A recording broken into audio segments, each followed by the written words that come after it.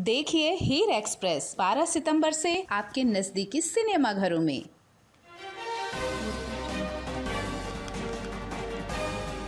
Trump ने भारतीय व्यक्ति की हत्या की निंदा की, कहा नरमी का समय खत्म, अब सजा मिलेगी। अप्रवासी ने पत्नी बेटी के सामने सिर काटा था।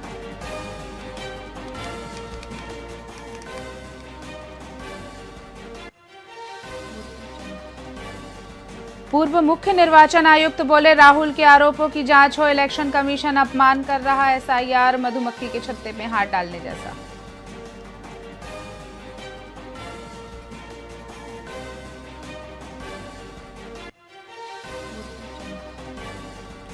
आम जन को शहरी सेवा शिविर में अब मिली छूट, बकाया के साथ फ्री होल्ड लीज का पैसा एक मुश्त जमा देने पर ब्याज पूरा, मूल 60% माफ, building plan, sub division, street land आवंटन में भी छूट। 150 लोगों की जान 17 मिनट सांसत में रही। जयपुर में पायलट नहीं करवा पाया फ्लाइट की लैंडिंग, रनवे टच कर फिर से किया टेक ऑफ।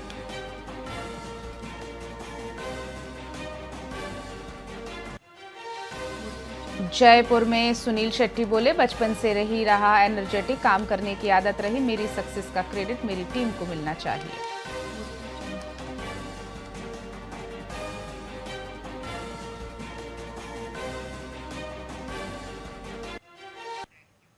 नमस्कार, स्वागत है आपका वीआईपी न्यूज में। मैं हूं आपके साथ डॉक्टर रानी और रुक करते हैं खबरों की ओर। मुख्यमंत्री विष्णुदेव साय ने जशपुर जिले के 5 ग्रामों में सामुदायिक पर्यटन को बढ़ावा देने के लिए होम स्टे योजना का शुभारंभ किया। इस योजना के तहत पर्यटक स्थानीय गांवों में रहकर आदिवासी संस्कृति और जीवन शैली का अनुभव कर सकेंगे। इस दौरान मुख्यमंत्री ने कहा कि ये पहल रोजगार और पर्यटन को बढ़ावा देगी। वहीं कार्यक्रम में पूर्व मुख्यमंत्री अर्जुन मुंडा सहित कई जनप्रतिनिधि उपस्थित रहे। होम स्टे विकास के लिए प्रशिक्षण प्राप्त पर्यटन मित्रों को भी प्रमाण पत्र वितरित किए गए।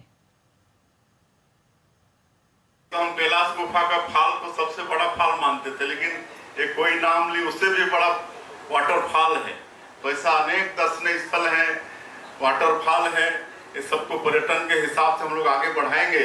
और मधेसर का जो शिवलिंग है उसको golden book of world record अपने उसमें जगह दिया है और विश्व का सबसे बड़ा नेचुरल शिवलिंग का दर्जा golden book of world record में मिला है मधेसर शिवलिंग को। और उसको हम कैलाश गुफा। खबर दुर्ग से आपको बता रहे हैं। बौद्ध समाज ने 1949 बीटी एक्ट में बदलाव की मांग को लेकर शांतिपूर्वक मशाल रैली निकाली।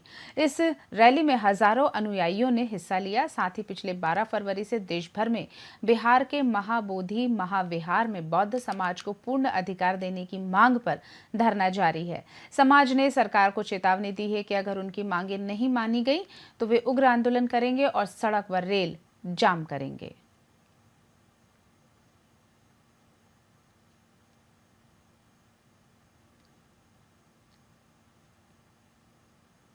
एविडेंस जो आया है और ये सारी दुनिया को मालूम है कि वह जो विरासत बौद्धों की है, सम्राट अशोक जी द्वारा वह विहार को बनवाया गया है, तो उसमें बौद्धों का ही हक होना चाहिए और वो जो विरासत है बौद्धों को मिलनी चाहिए। आज तो हमने शांतिपूर्वक निकाले हैं। यदि हमारी मांग पूरी नहीं होती तो हम आपके चैनल के माध्यम से देना चाहते हैं कि हम जल्द ही हम उग्र आंदोलन की तैयारी करेंगे। हम रोड जाम करो के आंदोलन करेंगे, हम रेल जाम करो के आंदोलन करेंगे। और इसमें किसी भी प्रकार की किसी को भी हानि होती है तो उसके जिम्मेदार सिर्फ बिहार सरकार और केंद्र की सरकार होगी। हमारा जो मार्ग है वो शांति के द्वारा ही हमको मिल जाए, वरना नेपाल बनने में देर नहीं लगेगी। बौद्ध शांत है तो अशांत होने में देर नहीं लगेगी, जिसका एक प्रमुख कारण आज की भीड़ देख रहे हो, जलती हुई मशाल देख रहे हो, और उससे भी तपता हुआ सूरज है, जहाँ पे हम लोग एक पल के लिए पीछे नहीं हटे हैं चलने के लिए।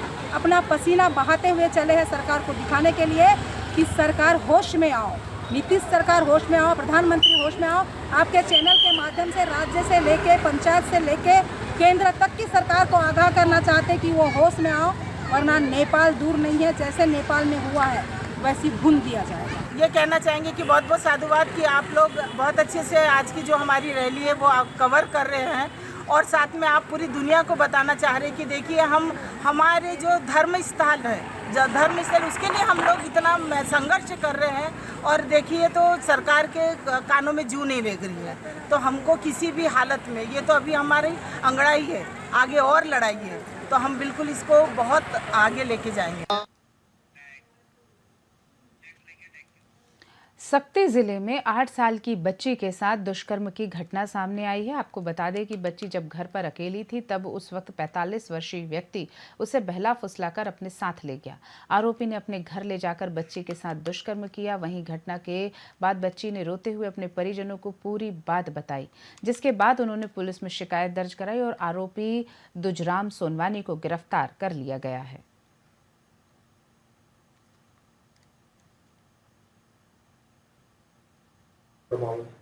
मालखरौदा थाना क्षेत्र के चौकी छपोरा के आश्रित गांव से एक रिपोर्ट आई थी, जिसमें 8 वर्षीय बालिका के साथ दूजराम सोनवानी के द्वारा बाजार ले जाने के बहाने उसे घर से ले गया था और जब घर वाले नहीं थे तब यह लेकर के गया था और उसे बाजार ना ले जा करके वो अपने घर ले जा करके उसके साथ गलत काम किया था। जब पीड़िता को शरीर में दर्द हुआ था, अपने परिजनों को इस संबंध में बताई थी बच्ची, और इसकी पुष्टि जो है चिकित्सकीय प्रमाण से हुआ है। और इसके पश्चात भारतीय न्याय संहिता की धारा 137, 127 तथा 65(1) तथा पॉक्सो अधिनियम की धारा 4(6) के अंतर्गत आरोपी के विरुद्ध अपराध दर्ज किया गया था, जिसमें वैज्ञानिक साक्ष्य एकत्र करने के उद्देश्य से FSL की यूनिट को भी बुलाया गया था और आरोपी के विरुद्ध सदोष परिरोध, अपहरण करके ले जाना और बलात्कार करने जैसी घटना के संबंध में सबूत पाए जाने पर आज उसे विधिवत गिरफ्तार करके रिमांड प्रस्तुत किया गया है।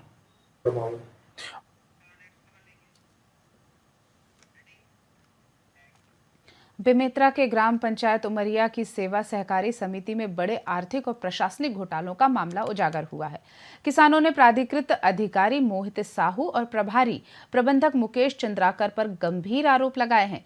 शिकायत में बिना अनुमति भर्ती, फर्जी बिल वाउचर से गबन और खाद वितरण में गड़बड़ी के आरोप शामिल हैं। प्राधिकृत अधिकारी के पुत्र को विक्रेता पद पर नियुक्त करने पर भी सवाल उठाए गए हैं। किसानों ने निष्पक्ष जांच और दोषियों पर सख्त कार्यवाही की मांग की है। ये मामला उमरिया सोसाइटी का है। मैं पूर्व विधायक प्रतिनिधि हूँ और पूर्व जिला कांग्रेस कमेटी में महामंत्री रहा। मेरे पास उमरिया सोसाइटी के अंतर्गत कुछ किसान आए, जिन्होंने मुझे बताया कि उमरिया सोसाइटी में भारी अनियमितता हो रही है। अनियमितता का मतलब ये है कि वहाँ, ये देखिए मैं प्रूफ रखा हूँ उमरिया सोसाइटी का। इसमें आप देखेंगे कि सोसाइटी द्वारा किसानों को नगद खाद बेचा गया है, जो कि शासन द्वारा बंद कर दिया गया है। किसी भी किसान को नगद खाद नहीं बेचना है। ये सबसे पहली अनियमितता है। दूसरी अनियमितता आपको मैं वहाँ का ये बताऊँगा कि वहाँ धान का रेंडम तौल नहीं हुआ। रेंडम तौल नहीं होने के बाद भी वहाँ के प्राधिकृत अध्यक्ष और सहायक प्रबंधक द्वारा उमरिया के लोकल हेमाल के खाते में पैसा डाला गया। उसका भी मैंने प्रूफ रखा है। मैं आपको बताना चाहूँगा कि 1,81,970 रुपये का बिल तैयार किया गया और पैसे का आहरण कर लिया गया। यहाँ पे ये बताना लाजमी होगा कि उमरिया सोसाइटी में पर्याप्त कर्मचारी होते हुए भी नए कर्मचारी की नियुक्ति की गई है।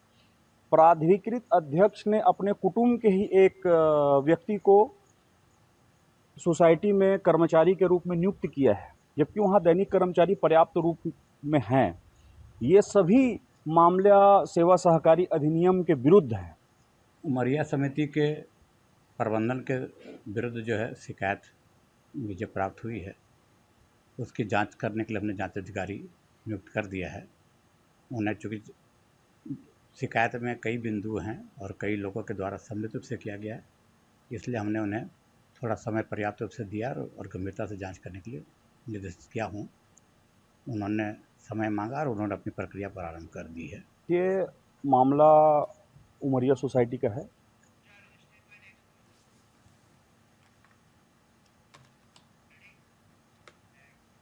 बेमेतरा जिला न्यायालय में साल की तीसरी नेशनल लोक अदालत का आयोजन किया गया। कार्यक्रम की शुरुआत प्रधान जिला न्यायाधीश ब्रजेंद्र कुमार शास्त्री ने दीप प्रज्वलन करके की।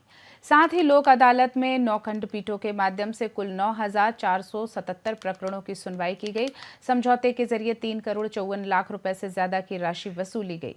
साथ ही मोटर दुर्घटना मामलों में 20 लाख का मुआवजा और फाइनेंस कंपनियों से जुड़े मामलों में भी बड़े समझौते हुए। वहीं परिवार न्यायालय में 28 मामलों का निपटारा हुआ और 8 दंपत्ति फिर से एक हो गए।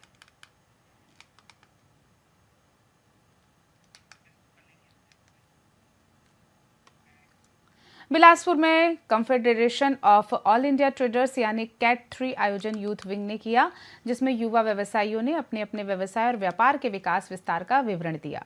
साथ ही आने वाले भविष्य और वर्तमान समय में आने वाली चुनौतियों को भी साझा किया गया। इस सम्मेलन में राष्ट्रीय उपाध्यक्ष जितेंद्र गांधी, प्रांतीय उपाध्यक्ष राजू सलूजा और कैट महिला विंग की टीम भी शामिल हुई।